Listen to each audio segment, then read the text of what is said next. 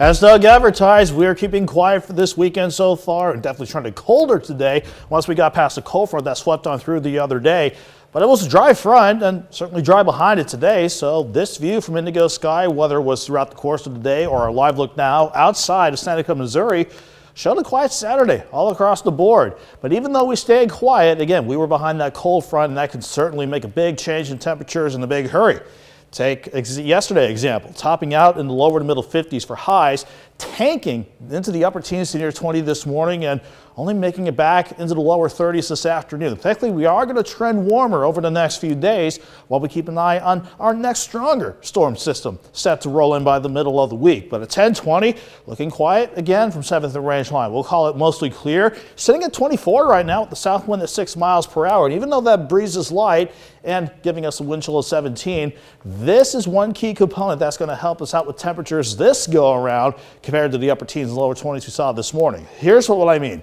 Lower to middle 20s right now across our corner of Missouri, mid 20s across the rest of the region.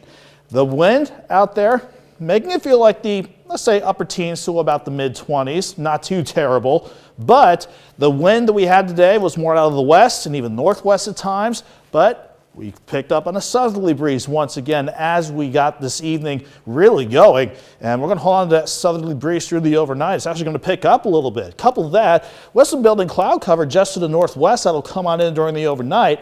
That's going to mean temperatures holding steady and maybe even warming a little bit before we hit sunrise in the morning. But even with the cloud cover coming in, it's ahead of a dry cold front. Nothing to worry about as this front rolls on through tomorrow, but at least we're getting that south wind back tonight with the developing high pressure right on top of us. Once those scoot along, nothing in the immediate horizon in the upper levels, but watch this upper level low out in the Gulf of Alaska. Doug, Michael, and I certainly will, because that's the next strong storm system on the way in, but it's still got a little time before it actually gets here. So in the short term, here we are at midnight, lower to middle 20s, holding steady there, and I would not be surprised even with some partly cloudy skies overnight quickly passing through.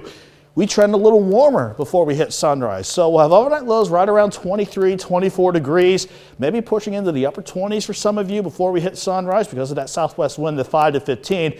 But even as that quick cold front passes through late tomorrow morning, it gives us a north breeze at 5 to 15 through the rest of the afternoon. We'll still trend warmer, 39 in the start of the afternoon out, if I can get it out correctly, and then topping out right around 41 degrees around Joplin and much of the region. Let's fast forward through Monday and Tuesday. You can see how we're back on the milder side of the jet upstairs.